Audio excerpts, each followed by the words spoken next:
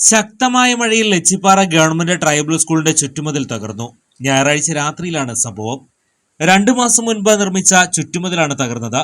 ഞായറാഴ്ച രാത്രി 7:30 മുതൽ പുലർച്ചെ വരെ ശക്തമായ മഴയായിരുന്നു പ്രദേശത്ത്.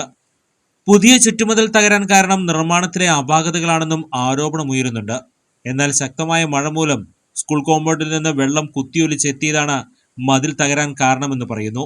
SSKയിൽ നിന്നുള്ള 6 ലക്ഷം രൂപ വിനിയോഗിച്ചാണ് 100 മീറ്റർ മതിൽ നിർമ്മിച്ചത്. ഇതിൽ 20 മീറ്ററിലധികം തകർന്ന നിലയിലാണ്.